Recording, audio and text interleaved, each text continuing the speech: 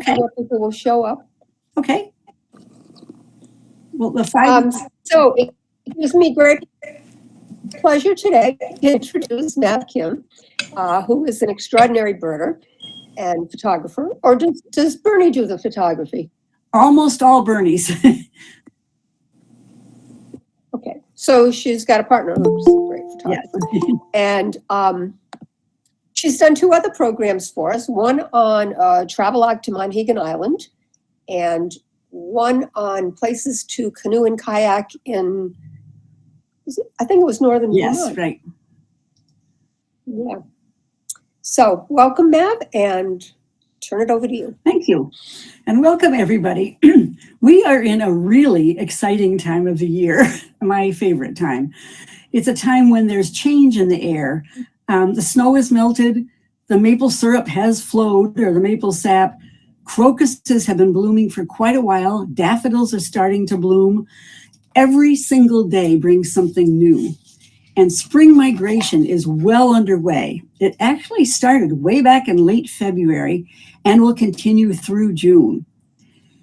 And many kind of birds stick around in Vermont all year long. More, though, abandon the North Country as soon as the leaves fall and the cold winds start to blow and ice forms on open water. And spring is when they come back. And two different groups of migrating birds can be seen at this time of year. Both spend winters south of here.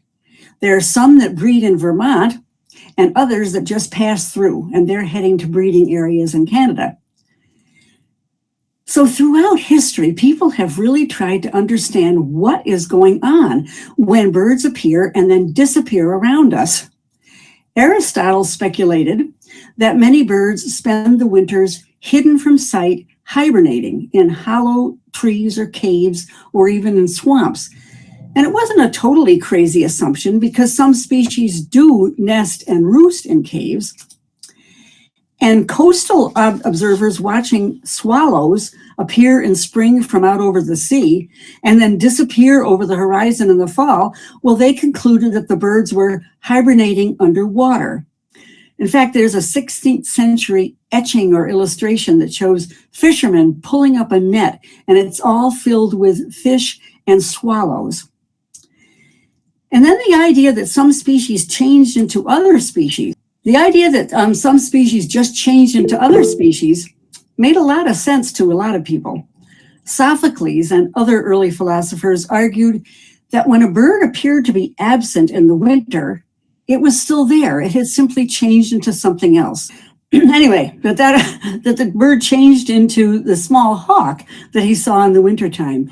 And other early naturalists argued that American redstarts, the type of warbler in the top left, turned into winter robins.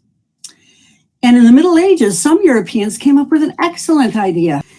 And other people decided that when migrating birds disappeared, they were actually flying to the moon.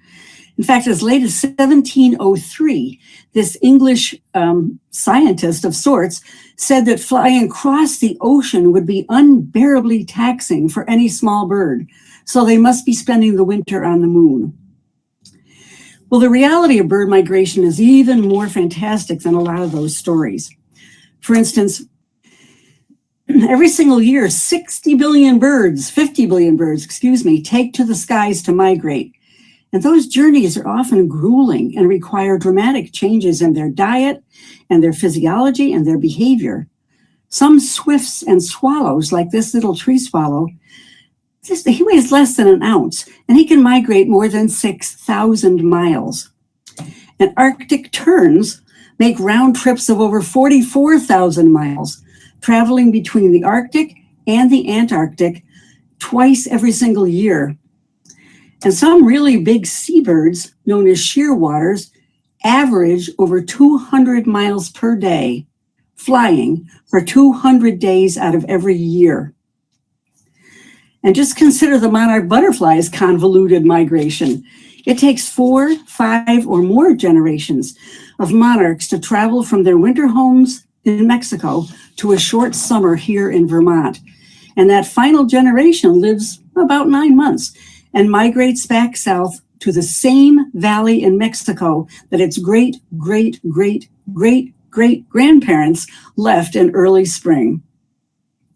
Well, let's get back to birds. Migration was so simple when I was a new birder. I knew that birds came north in the spring, and I knew they headed south in huge groups in the autumn. The last 2 or 3 decades of research, though, a lot of it using radio transmitters attached to migrating birds, has thrown that neat picture right out the window. It's true that some birds migrate in well-organized groups. Canada geese is a good example, cranes, because they actually need regular places to stop where they're going to spend a long time feeding. But most bird species just cover the whole continent when they're migrating. And many birds migrate in loose flocks or in mixed flocks of different species or alone. And there are lots of other wrinkles. Some birds migrate during the day and some at night. Some make one long southward journey in the fall, and others include a lot of stopovers. And another thing I knew when I was younger, or it was a prejudice anyway, is that the birds that nest where we live are our birds. They're native to Vermont. They're reluctantly driven away when the cold weather comes. That's not true. In fact, all of our breeding birds are descended from tropical species, and many have close relatives in the tropics, and many spend much more time than they do in Vermont. Warblers, for example, spend only 10 to 12 weeks a year up north here, and 25 to 30 weeks in the tropics, and the rest of the year is spent migrating. Birds are prompted to migrate by something called Zugunru, migratory restlessness. And that appears to be triggered by various factors, including the changing amount of daylight. But the birds often choose the exact moment to take to the air and start their flight of thousands of miles when the wind is in their favor. Well, what starts a bird on its migratory journey seems relatively logical, relatively straightforward. What keeps them going in the right direction is the focus of scientific studies all around the world. How do first-year shorebirds, like these lovely Dunlin, leave northern Canada where they were hatched and head south when their parents have already left 2 to 3 weeks earlier, and the youngsters have no experience at all migrating or knowing where their wintering territory is? Scientists are now pretty sure about a few of the tools that birds use to find their way. They know that many birds use the sun's position in the sky. Others use a mental star chart. In the northern hemisphere, birds often orient themselves based on the North Star. And they know that the Earth's magnetic forces play a role in birds' navigation.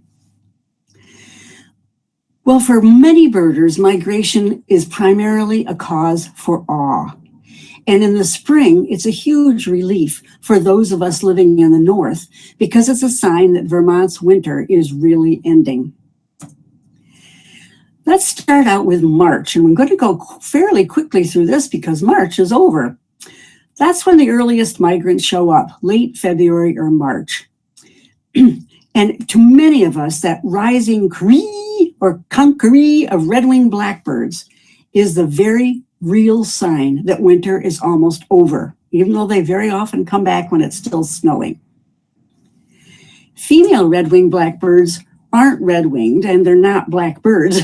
They look like large, darkish sparrows, and they'll come back 2 to 3, sometimes 4 weeks after the males. They actually winter farther south, so they have a longer distance to come back. A male red-winged blackbird's territory is as important to the females as his color and his song. It might be even more important. A male who successfully defends a good spot can mate with as many as 15 females in one breeding season. And the females often have more than one mate too. About 1/4 to 1/2 of red-winged blackbird nestlings are sired by someone other than the territorial male. And all these extramarital goings-on are for good reason. the whole purpose of reproduction, the whole basis for that overwhelming springtime drive is to pass one's DNA on to the next generation. And having young with several partners increases an individual bird's chance that his or her offspring will be strong and healthy and will live to continue passing on that all-important DNA. Well, soon after the red-winged blackbird males arrive, they're joined by two other members of the blackbird family. Common grackles first, and these are bigger than most blackbirds. They have glossy iridescent bodies, longer, more tapered tails, and they use their tails sort of like a rudder and a brake when they're flying. They are birds with attitude. They will probably never win a popularity contest, but they're amazing birds. They'll eat almost everything, including garbage. Here's what the poet Ogden Nash said about grackles. The grackle's voice is less than mellow. His heart is black. His eye is yellow. He bullies more attractive birds with hoodlum deeds and vulgar words, and should a human interfere, attacks that human in the rear. I cannot help but deem the grackle an ornithological debacle. And of course, that's not true. And the next bird that comes back, and this is another blackbird, are the brown-headed cowbirds. The males are brown-headed blackbirds. The females are sort of a soft brownish gray all over. And this bird is really interesting evolutionarily. They evolved to follow huge herds of animals like woolly mammoths and bison, and they lived off the insects that were churned up by the animals' feet. But that meant they couldn't stick around to nest. They had to move on when the herd moved on. So what cowbirds do is they just lay their eggs in the nests of other birds. And they almost always choose the nests of birds that are smaller than they are, whose young are smaller. There's a little female shuddering there in the cold. And the females who don't have the energy demands of building a nest and brooding over eggs and feeding young, they can make a huge amount of eggs, laying more than 3 dozen every single summer. Well, already in March, many of you may have already seen a large soaring bird that doesn't look like a hawk or a raven or an eagle. It was probably a turkey vulture. These are huge. They have wingspans almost up to 70 inches. And turkey vultures are carrion eaters, and they use their sense of smell to locate rotting meat. And they are really good at finding that, even when the meat is hidden under a forest canopy. We do have one other kind of vulture that occasionally shows up in Vermont. In fact, there's been a nesting pair in the Burlington area that stuck around all winter, which is weird. And these birds, black vultures, usually are seen in the company of turkey vultures. They have excellent vision, black vultures do, but not as good a sense of smell.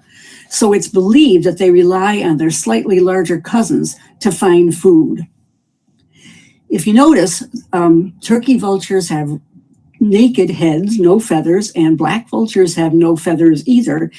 And that's a good adaptation that prevents them from getting bits of carrion and associated germs on their feathers as they feed. These, by the way, are one of the few birds that mate for life and are awesome parents. Another large bird starts showing up in small numbers in Vermont in March or sometimes early April if the lakes aren't still frozen over. And that's a double-crested cormorant. And you might see one standing in the sun with his wings spread out to dry because they have much less preen oil than other birds. And their feathers can actually get soaked through rather than shedding water like a duck. And then some other March migrants come, and they sometimes aren't even noticed because they're not big like the ones I've shown you so far, and they don't visit backyard feeders like blackbirds. Killdeer are members of the shorebird family, but they are almost never found near the seashore. They are the least water associated of any shorebird.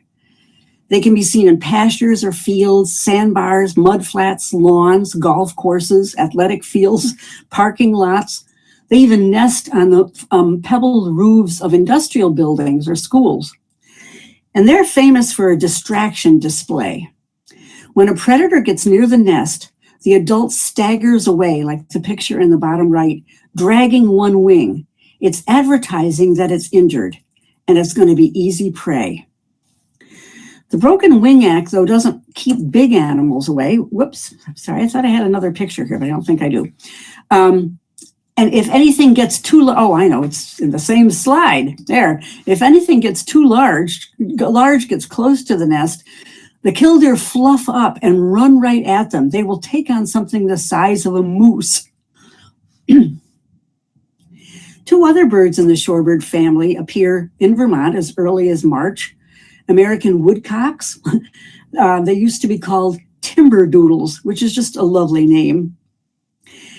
And at about another 2 weeks, woodcock males will start gathering together on courtship areas called leks, L-E-K-S, and they'll all make a noise like peent, and they'll fly high and they'll hurtle back toward the ground, making all sorts of twittering and kissing noises. And that's all in hopes of catching a female's eye. And like the woodcock,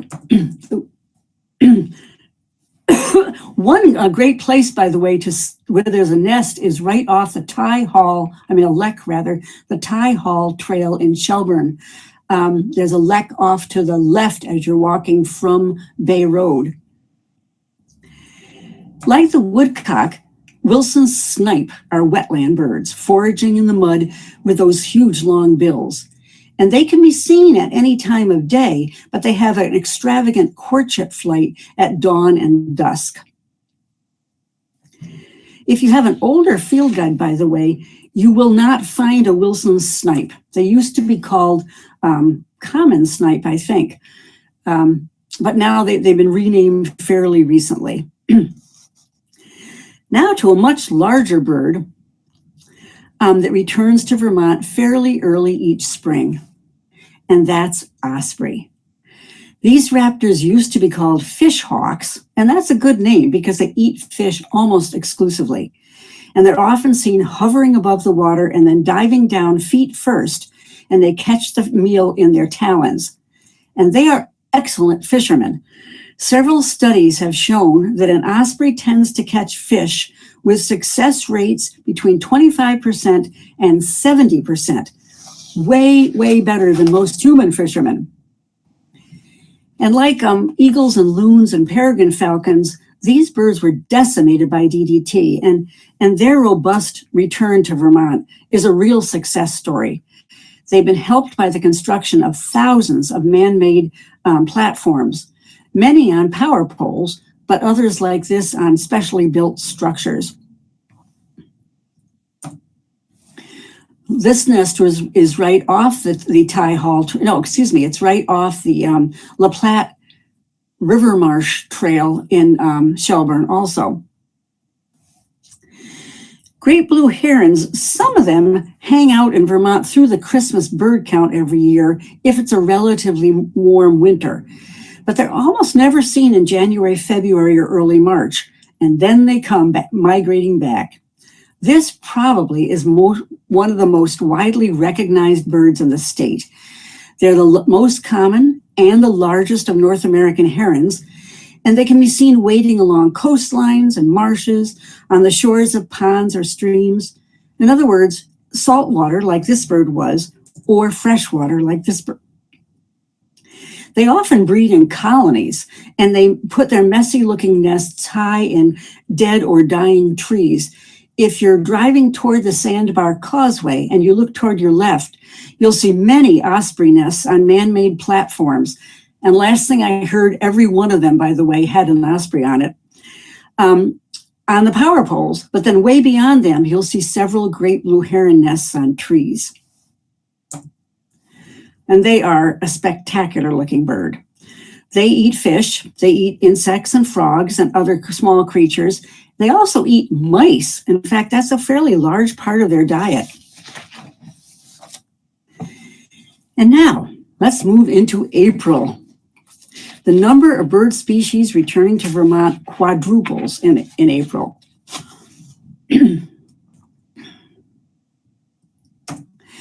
American bitterns, they're fairly common and they're almost never seen for several reasons. They like hunting in poor light.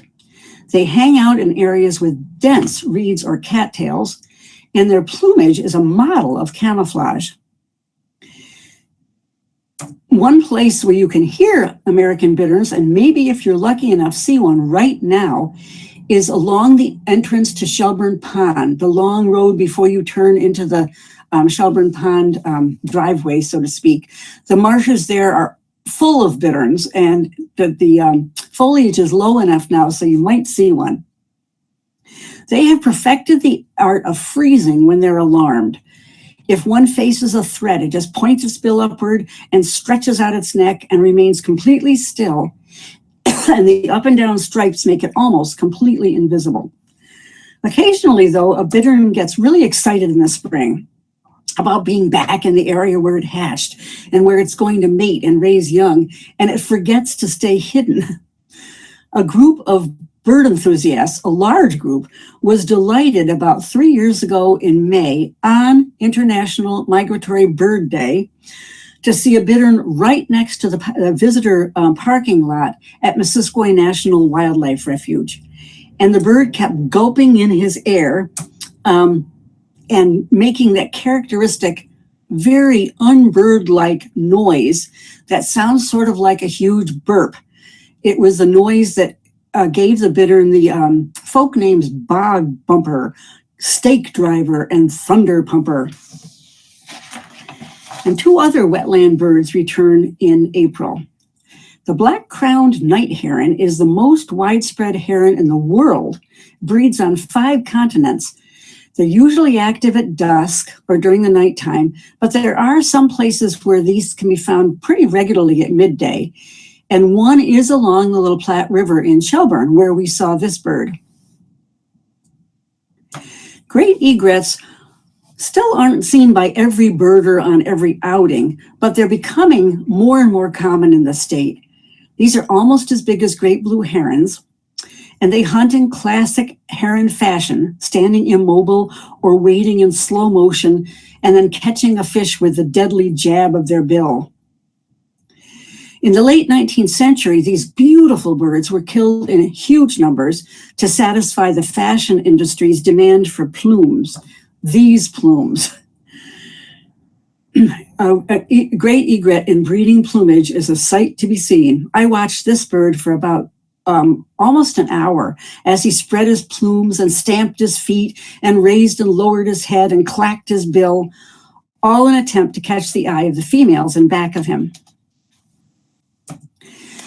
Most years, green herons join the swamp crew just a little later in the spring, late April or early May. This small heron has had 2 name changes in the last 30 years. So again, if you have an older field guide, you might not find a green heron. You might find a green-backed heron or a little green heron. This green heron at Missisquoi National Wildlife Refuge was in a very uncharacteristic place and pose, right on a wire. Green herons have actually been seen using bait to catch fish. They'll break off little twigs and they'll drop them in the water, or they'll catch insects and drop them, and then they crouch and wait for the fish to come to the surface. In late April, after our winter's rough-legged hawks have left the state for their northern breeding grounds, broad-winged hawks return. This is a compact raptor with black and white bands on its tail, and it can be seen in Vermont from April through September. And they hunt small animals from perches under the forest canopy. So we don't see them alongside the road like we do red-tailed hawks, for example. And here are some other April arrivals. Yellow-bellied sapsuckers. These are relatives of woodpeckers. But instead of making big holes to dig out grubs or ants, sapsuckers make whole rows of little tiny shallow holes in trees. And then they insert their bills to get the sap and to eat any small insects that get trapped in the sap. And the birds have to keep coming back to their sap wells regularly to keep the sap flowing. Many thrushes and swallows arrive later than April, but 2 vanguard species come north before most of their close relatives. Tree swallows are already being seen in the state. They are often the first insectivorous or bug-eating bird to return to the Northeast. These are small, handsome birds. They breed in open habitats like fields and wetlands, almost always adjacent to water. They nest in tree cavities, but they will readily accept man-made nesting places like bluebird boxes. They have a tricky thing to sort of balance. They have to weigh or balance the advantages of getting back early on breeding grounds, getting there first, getting the best territories, with the possible fatal disadvantage of getting back too early before there's an adequate food supply. And that happens every now and then. One year I was birding at Point Pelee, a peninsula that sticks down into Lake Erie just south of Toronto. And the local beaches were closed, cordoned off to birders, because literally tens of thousands of dead and dying tree swallows were littering the beach. It had been a cold, wet spring. The birds had used up their reserves of fat and strength to fly across Lake Erie in cold winds. And then when they reached Point Pelee, there were no insects out yet. Birders were appalled, as you can imagine. But a naturalist explained that this kind of thing happens quite often and seems to affect the numbers of tree swallows for that one summer only, because there would be some members of the species that got a late start, and they would arrive at Point Pelee a week later, and they would find many insects and no competition for breeding territories, and the well-fed and healthy females would produce many eggs, and there would be enough food to raise many healthy youngsters. And by the next summer, the population of tree swallows in that part of Canada would be just back to normal. Nature tends to recover quickly from natural vicissitudes, like a cold, wet spring, a hard winter, or even a hurricane. It doesn't recover quickly or easily from man-made disasters, such as oil spills. The hermit thrush has been Vermont's state bird since 1941. And they are beginning to come back. I read somebody has seen one in Chittenden County in the last few days. Along with hermit thrushes, ruby-crowned kinglets are back in Vermont by late April. These are tiny birds. They are smaller than chickadees and sort of nondescript, plain gray-green with white eye rings and a pale bar on the wing. But they have limitless energy. They forage almost frantically through the lower branches of shrubs and trees, and they flick their wings almost constantly. That beautiful red crown, the ruby crown, Peter Swain, a friend of ours, was so lucky to get this picture because usually they don't show this. If they're excited by courtship or by another male entering its territory, it flashes that red crown sort of like a neon sign. Several kinds of sparrows are part of spring migration, coming back in late April.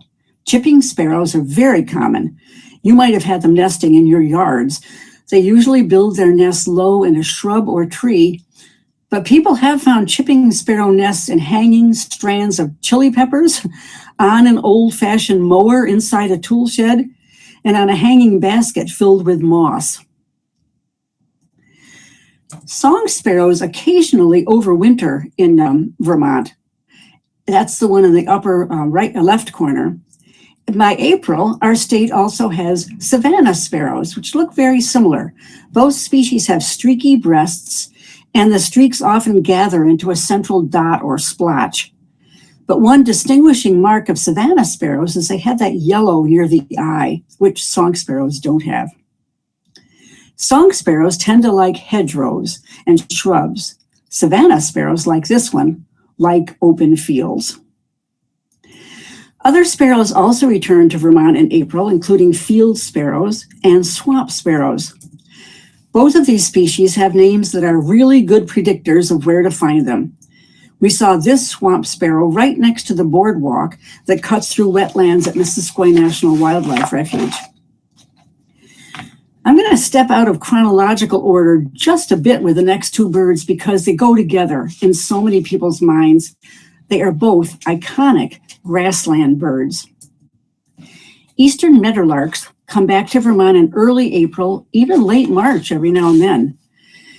They're well camouflaged when seen from above, but boy, when they sit on a fence post near their grassland territory and show off that bright yellow chest and belly with that deep black chevron, they are wonderful birds to see and not well camouflaged at all. And the other iconic grassland species are bobolinks, and they don't usually arrive till May. They spend their winters south of the equator. They make an annual round trip of nearly 12,000 miles. Bobolinks, like many birds, show sexual dimorphism. That is, the males and females look very different. Here's a female. The female bobolinks don't have that rich black or that bold white. They're mostly shades of brown and tan and gray. Good camouflage for when they're nesting. I think these are truly lovely birds. We took these pictures at the Shalott Park and Wildlife Refuge, which actually manages, I think, 3 fields for bobolinks. The world population of these birds has declined by nearly 50% since the 60s, and bobolinks face threats to both their winter habitat and their summer breeding habitat. One way we can all help up here in Vermont is by Googling the Bobolink Project and donating some money. All the money donated is used to reimburse farmers for lost income if they agree to delay mowing their hay fields until bobolinks and other grassland birds have fledged their young. Now, in late April and early to mid-May, 2 kinds of wrens returned to the state, and they are both well named. Marsh wrens nest in marshes, and I don't have a picture of them because they are incredibly elusive. And house wrens nest close to human habitation. They often take over boxes that people set out hoping to attract bluebirds, but they also might nest in old tin cans, boots, boxes lying around in your garage, your work jacket pocket if you hang it up in a barn. Male house wrens fill their nesting cavities with twigs, and they often fill several cavities and then let the female decide which one she wants. And they are really energetic. This box, if you notice, has twigs sticking out of every opening. Actually, that year, the female did not choose this box. She chose another one. And here's one of the fledglings from last summer's house wren couple. And I think our couple of house wrens had 2 entire broods last year. And now it's May, and birds are everywhere, and new species arrive every single day. And anyone who gardens or works on the yard or hikes or takes strolls in May knows that it's not just birds that show up, it's bugs. So by May, we also have lots of birds that eat bugs. Some, like the woodcocks and snipe, poke around in the mud for insects. Others, like robins, find bugs on lawns and next to sidewalks. Some glean for bugs high in the trees, taking the tasty morsels from leaves or lifting up bits of bark to find them. And many other birds find insects on the wing. And these are the flycatchers and swallows and swifts.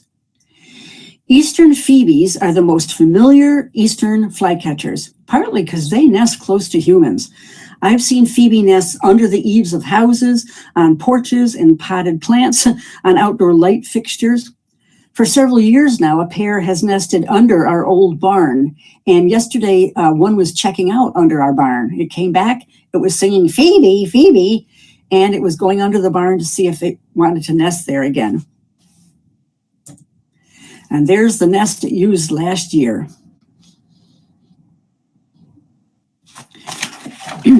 Many other flycatchers come back to the North Country in May. Oh, this is another Phoebe. I forgot. I have a picture of the young. When the young come out and fledge, their bellies are lemon yellow. Very pretty looking birds. Many other flycatchers come back to the North Country in May. Least flycatchers, alder flycatchers, willow flycatchers, and great crested flycatchers like this one. You can't see the crest from this angle, but you can see two other diagnostic features, a lemon yellow breast and a long cinnamon-colored tail. Eastern wood pewees are common flycatchers in the woods, in deciduous woods usually, and they're often perched far out on a branch about halfway up a tree where they could see insects and then fly out to grab them. Eastern wood pewees are heard much more often than they're seen. They sing out a plaintive pee, pee, and it's unmistakable, and it's all through the woods in late May and all the way through June. Eastern kingbirds are found all over Vermont except at highest elevations and in the most rugged parts of the Northeast Kingdom. And these are one of the first flycatchers that new birders learn often because they're really distinctive. They're big-headed, they're broad-shouldered, they're dark above and white below, and they have that neat white stripe across the back of the tail.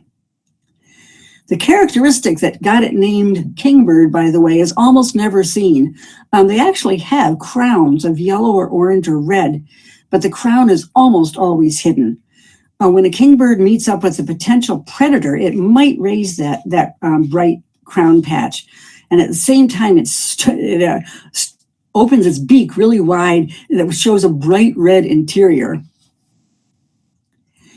As mentioned before, tree swallows are the first swallows to return to Vermont during spring migration. And they're followed usually by barn swallows and northern rough-winged swallows. Barn swallows are well named also because they almost always choose man-made structures like barns for nesting. They construct cup-shaped nests out of mud on the eaves or rafters. And they are beautiful swallows, and they can be recognized by that long, deeply forked tail. This pair of barn swallows selected an outdoor light fixture to start a nest on the Visitor Information Building at Burton Island State Park. I don't know if they completed the structure or if they gave up once they discovered that light stays on all night. But maybe they like that because it brought a lot of bugs. May brings other kinds of swallows back north. Cliff swallows are an interesting kind. They build mud nests also, and their nests are marvels of engineering. A mated pair always works together to gather mud balls in their bills, sometimes going as far as a few miles from the nest site to find the very best mud. And then they carry the pellets in their bills and mold them into place. And a finished nest can contain as many as 1,200 mud pellets and can be 8 inches long, 6 inches wide, and 4.5 inches high. And then the nesting pair together lines the nest with dried grasses. Cliff swallows are communal nesters, and a wonderful place to see a colony is right under the eaves of the Visitor Center at Missisquoi National Wildlife Refuge. Just look up and you'll see them. And they've also nested on the coach barn at Shelburne Farms. But I think somebody said that the Shelburne Farms caretakers had cleaned the nests away. I don't know if that's accurate. Purple martins are the largest swallows in our area, and they're also the latest to get back to our area in the spring. These are big, broad-chested bug eaters with the males are dark and glossy blue. The females are sort of brownish. They're common south of here, but not so much in Vermont. There are a few well-known places in the Champlain Valley. One on Route 12, not far from the Champlain Bridge. No, that's not true. Route 127, excuse me, or 125, yes, on the Champlain Bridge. And another on the grounds of Shore Acres Restaurant in North Hero. And that's a really easy one to see because you can sit there and have a drink or supper. Chimney swifts also return in May. If you're in downtown Richmond or Waterbury, listen for the chatter of these birds overhead, but don't look for them in trees or lawns or rooftops. These birds spend almost their entire lives airborne. In fact, the young will spend their entire first year airborne. They land only to sleep and nest, and their tiny, feeble feet aren't strong enough for perching, but they do allow them to cling to vertical walls inside chimneys. That's where they got their name, or hollow trees or caves. And the population of swifts is in steep decline, so much so that many groups are putting up swift nesting towers that look like unused chimneys or other designs. There's one in Burlington at, it's not Red Rocks, but it's not far from Red Rocks. I can't remember where it is. And May brings an interesting and highly vocal family of birds back to Vermont, the vireos, warbling vireos, blue-headed vireos, and the very most vocal red-eyed vireos. A red-eyed vireo male, like the one in the upper left, spends most of his time high in the treetops and incessantly singing what sounds like, "I'm up here, you can't see, in the tree, hee hee hee." One time, this guy north of Toronto spent an entire day counting the number of songs sung by a single red-eyed vireo seeking a mate. And the bird sang 22,197 times in that one day. May also brings back the orioles. Brilliant flashes of orange and yellow, clear liquid whistles that are sung by both the males and the females, and sometimes in duets. We don't usually see Baltimore orioles in the snow, but in May 2020, there were 2 snowstorms in May, and we had half a dozen hungry orioles coming to feast on oranges, suet, and homemade jelly. It was such a treat. I've never been able to attract orioles to the backyard. We had adult males, adult females, and first-year males. And they came back last year too, apparently remembering where the goodies were. May also bring some other really colorful birds. Male indigo buntings have been called blue canaries and a scrap of sky with wings. The females are mostly brown, though they usually have a touch of blue on their wings or tail or rump.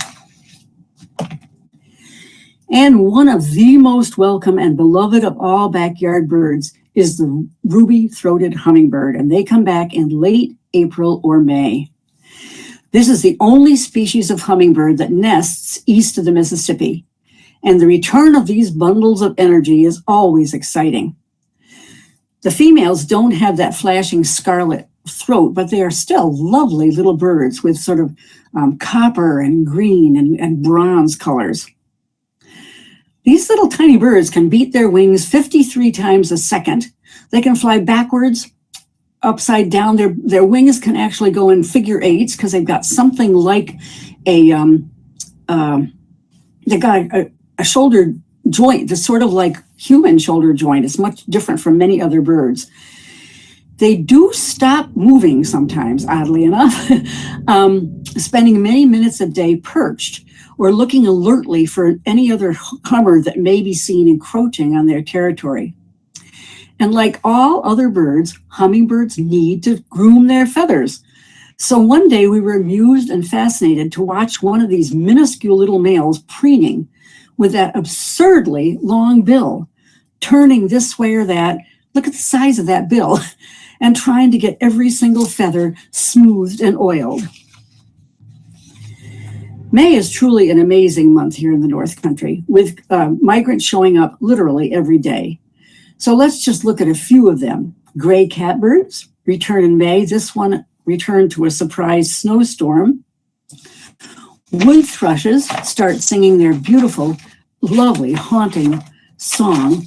And this is a good place to mention, by the way, that all the photos here were taken either by me or by my partner, Bernie Paquette, unless they've been attributed to somebody else, a fellow birder who has generously donated his or her pictures. Brown thrashers can be seen at the top of trees belting out imitations of other bird species and imitations of barking dogs and meowing cats and machinery and humans. They are excellent mimics. And scarlet tanagers return to the woods. A very good place to see scarlet tanagers is the Shalott Park and Wildlife Refuge, which I mentioned earlier. And also there have been nesting pairs for several years along one of the trails at the Shelburne Bay Park, not the High Allen Trail, but the other one. I think it's called the Shelburne Rec Trail. And warblers return in May. Almost 24 species of warblers. These are mostly small active birds. Most of the males are glorious. They have brilliant colors, butter yellow and chartreuse and chestnut and red and navy blue and sky blue and olive green. Here are a few to look forward to. Cape May warblers, arriving just in time for the blossoms on the apple and plum trees and for all of those small caterpillars to be found among the blossoms. Chestnut-sided warblers, like this bird carrying nesting material right on our property. They return to Vermont in late May and nest a few weeks later. Nashville warblers, sweet-faced and quiet-colored. Yellow warblers. These are one of my favorite birds, partly because they've always nested many different places, almost everywhere we walk, at Missisquoi or Burton Island. There are yellow warblers singing this sweet, sweet, sweet, oh so sweet. The males have that red necklace, and the females don't, but both are just beautiful butter yellow. And common yellowthroats, who nest right here on our property every single year. And every single year we spend a lot of time with them as we're working in the garden, and they are out there gathering insects from the shrubs and the vegetables and the fruit trees and the perennials. The males have that black mask and the females don't have the mask, but they still have that yellow throat. These birds nest very close to the ground, within 2 feet of the ground, and are very common throughout Vermont. So we have now seen almost 50 species of birds, from large hawks and vultures and herons to medium-sized woodpeckers and thrushes and flycatchers, all the way to tiny hummingbirds. And we haven't even touched on one of the groups of birds that shows up in Vermont during spring migration, and that's ducks. We are right in the middle of spring migration in northern Vermont. What can we see now? What can we see next week? If you'd like, if you just put your email, I don't know if this has a chat like Zoom, but if it does, maybe you can put it in the chat. If not, maybe you can send it to Jane and she will send it to me. But if you're interested, I can email you a PDF giving approximate times to expect our migrants to arrive. Just put a note and I'll send it to you with your email address. So we are in a very exciting time of year, and I hope you all get outside and enjoy the birds. Tomorrow is supposed to be a gorgeous day to do so. Thank you so much. Thank you, Mav. That was great. Thank you, Mav. You've got such great photos and just such really interesting information about all the birds. Good, thank you. I love this time of year. It's very exciting. Any questions about birds you may have seen, or any comments about birds you've seen recently, returning migrants?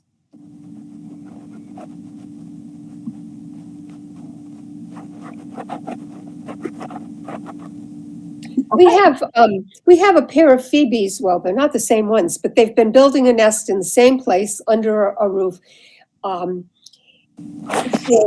the 33 years that we've lived here. Oh, nice. So how do they know? How do the children know which ones are going to come back to that nest? I have no idea, because clearly they fledged more birds than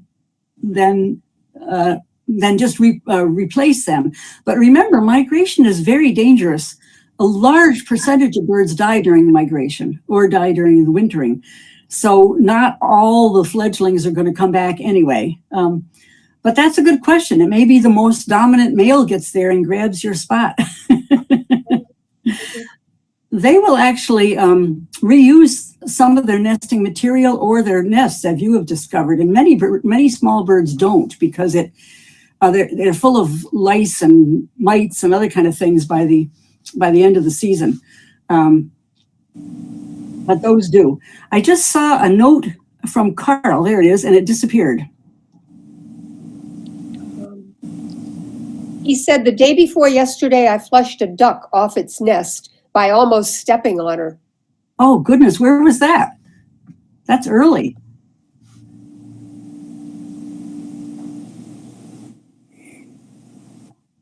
Riverside Park. Wow, it's early for ducks to be nesting, I think. Maybe not. But I mean, if you think about it, many of the bodies of water had ice only 2 weeks ago, even less than that. Well, thank you all for coming. Thank you very much. Bye. Enjoy the spring.